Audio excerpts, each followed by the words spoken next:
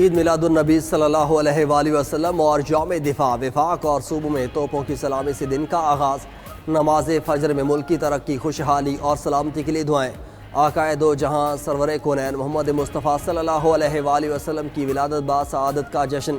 کراچی سے خیبر تک کریا عید میلاد النبی صلی اللہ علیہ وآلہ وسلم کی خوشیوں سے جھومنے لگا. عاشقان رسول صلی اللہ علیہ وآلہ وسلم کی جانب سے بارگاہ رسالت میں ہدیہ درود و سلام پیش. تمام چھوٹے بڑے شہروں میں جلوسوں کا اہتمام، بڑوں کے ساتھ بچوں کی بھی بھرپور شرکت. سبز و سفید لباس پہنے اور سر پر ٹوپیاں سجائے خوشیاں منانے میں مصروف. فضائیں درود و سلام کی فضاؤں سے معطر. شہر گلی گلی چپا چپا رنگ و نور سے جگمگا اٹھا. مساجد، عمارتوں، بازاروں میں چراغاں. بچوں نے کہیں پہاڑیاں سجائیں تو کہیں گنبد خضرا کے ماڈل سجائے. ہر کوئی نبی کریم صلی اللہ علیہ وآلہ وسلم کے لیے گلہائے عقیدت پیش کرنے میں مصروف.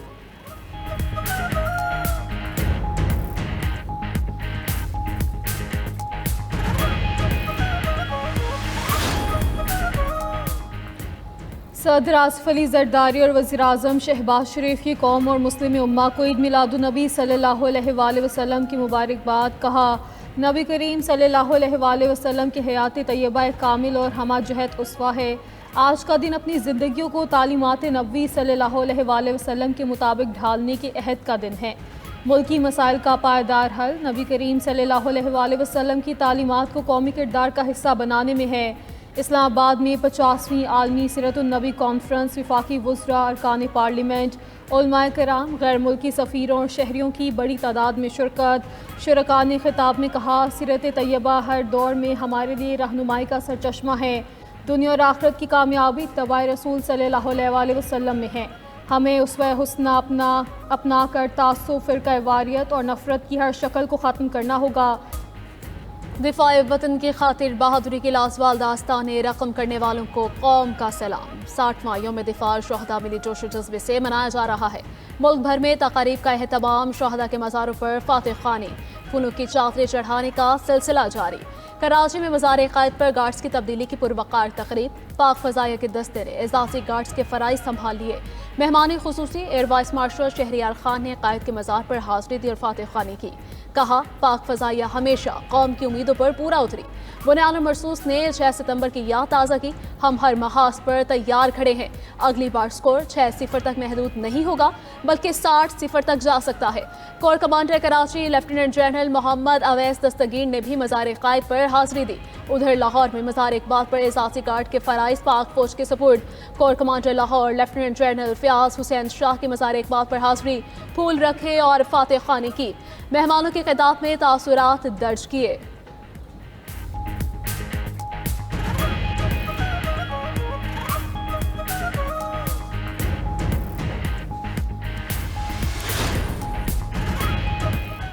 ستمبر 1965 عسکری اعتبار سے تاریخ عالم میں کبھی نہ بھولنے والا قابل فخر دن. پاک افواج جواں مردی سے دشمن کا مقابلہ کیا. ISPR کے مطابق فیلڈ مارشل سید عاصم منیر اور افواج پاکستان کا یوم دفاع پر شہداء اور ان کے اہل خانہ کو خراج عقیدت. چیئرمین جوائنٹ چیفز اور سروسز چیفز کا شہداء اور غازیوں کو سلام. مسلح افواج پاکستان بھر میں جاری سیلاب کے باعث یوم دفاع اور شہداء انتہائی سادگی کے ساتھ منا رہی ہیں. یوم دفاع کی مناسبت سے اسلام آباد میں نیول ہیڈ کوارٹرز میں یادگار شہداء پر تقریب. نیول چیف ایڈمرل نوید اشرف کی بطور مہمان خصوصی شرکت. یادگار شہداء پر پھول رکھے اور فاتح خوانی کی.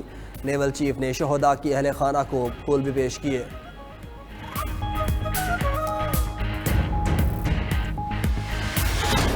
چونڈا کا محاذ بھارتی ٹینکوں کا قبرستان. دشمن نے لاہور کے محاذ سے توجہ ہٹانے کے لیے رات کی تاریکی میں چونڈا پر حملہ کیا. اہلیان سیالکوٹ اپنی فوج کے شانہ بشانہ لڑے اور دشمن کے ناپاک عزائم کو خاک میں ملا دیا. بھارتی فوج نے 600 ٹینکوں، 400 توپوں اور 1 لاکھ کے لشکر کے ساتھ حملہ کیا. دوسری جنگ عظیم کے بعد یہ ٹینکوں کی سب سے بڑی لڑائی قرار پائی. بہادر جوانوں نے جسم سے بم باندھ کر دشمن کے ٹینکوں کے پرخچے اڑا دیے. بزدل دشمن اپنے 40 ٹینک چھوڑ کے دم دبا کر بھاگ نکلا. BRB نہر پر میجر عزیز بھٹی نے شجاعت اور بہادری کی عظیم داستان رقم کی.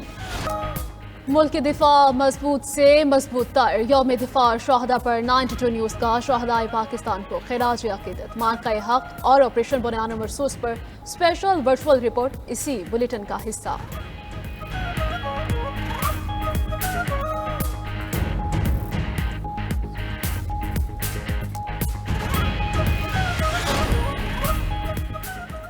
6 ستمبر ہماری قومی تاریخ میں بہادری، اتحاد اور عزم کا دن ہے۔ صدر اور وزیر اعظم کا یوم دفاع پر پیغام۔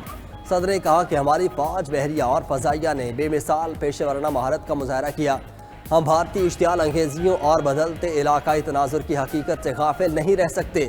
ہم اپنی دفاعی صلاحیتوں کو مضبوط اور جدید بناتے رہیں گے۔ شہباز شریف بولے کہ 1965 کی قربانیوں کا جذبہ ایک لازوال روشنی ہے جو ہماری آئندہ نسلوں کو ہر آزمائش اور چیلنج میں رہنمائی فراہم کرتا ہے۔ کوئی بھی چیلنج ہمیں خودداری اور خود مختاری کے راستے سے منحرف نہیں کر سکتا۔ قومی دفاع معاشی استحکام کے بغیر ممکن نہیں۔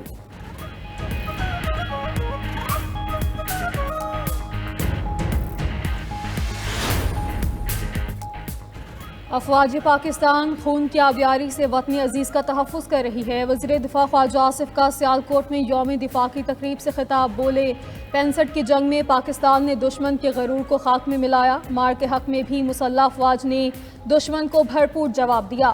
دشمن آج بھی اپنے زخم چاٹ رہا ہے۔ شہادت کے جذبے نے پاکستان کو ناقابل تسخیر بنا دیا ہے۔ ملتان میں میڈیا سے گفتگو میں چیئرمین سینٹ یوسف رضا گیلانی بولے آج عید میلاد النبی اور یوم دفاع ایک ساتھ منا رہے ہیں۔ اسلام امن کا مذہب ہے۔ نبی کریم صلی اللہ علیہ وآلہ وسلم کی سنت کی پیروی میں ہی معاشی اور سماجی مسائل کا حل ممکن ہے۔ سیلاب بڑا المیہ ہے، حکومت متاثرین کی امداد بڑھائے۔ نقصانات کے تخمینے کے بعد متاثرین کے لیے پالیسی مرتب کی جائے۔ گورنر پنجاب سردار سلیم حیدر خان کا بھی 65 کی جنگ کے شہداء اور غازیوں کو خراج عقیدت پیش۔ ملک میں سیلاب کی تباہ کاریاں، بھارت نے ایک بار پھر پانی چھوڑ دیا۔ ستلج، راوی اور چناب کے پانی سے مزید درجنوں دیہات زیر آب۔ ہریکے اور فیروز پور کے مقام پر اونچے درجے کا سیلاب۔ احمد پور شرکیہ کے کئی علاقے ڈوب چکے۔ رحیم یار خان کے 34 دیہات شدید متاثر۔ علی پور میں بھی دریائے چناب کا پانی قریبی بستیوں میں داخل، سینکڑوں ایکڑ فصلیں متاثر۔ مظفر گڑھ کی بستی شیر شاہ کے 2000 سے زیادہ گھر ریلوں کی زد میں آ گئے۔ ستلج میں الہ آباد کے مقام پر پانی کا بہاؤ 3,19,000 ریکارڈ۔ تحصیل چونیا کے 36 گاؤں پانی کی لپیٹ میں ہیں۔ جلال پور پیروالا میں دریائے ستلج پر پلات پور کا بند ٹوٹ گیا، درجنوں گھر اور فصلیں زیر آب۔ قصور میں سیلاب کے باعث کچے مکانات گر گئے، کھلے آسمان تلے بیٹھے متاثرین کے پاس راشن ختم، پانی سے ہر طرف مسائل بڑھ گئے۔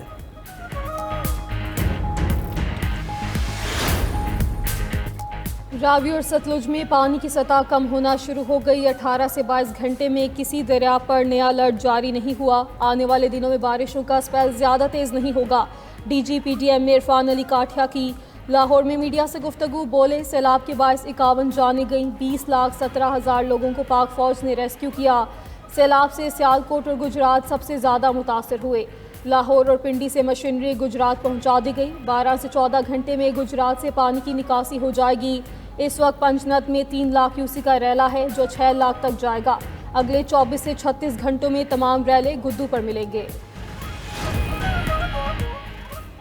ملک میں مانسون کا 10واں اسپیل شروع۔ لاہور کے مختلف علاقوں میں بوندا باندی، آسمان پر بادلوں کے ڈیرے۔ اسلام آباد، راولپنڈی، جہلم، منی بہاؤدین، گجرات سمیت دیگر شہروں میں بھی بارش کا امکان۔ سیلاب متاثرہ علاقوں میں صورتحال مزید بگڑنے کا خدشہ۔ خیبر پختونخوا اور سندھ میں بھی شدید بارشیں متوقع۔ میرپور خاص، تھر پارکر، خیرپور، سکھر، لاڑکانہ میں اربن فلڈنگ کا خطرہ۔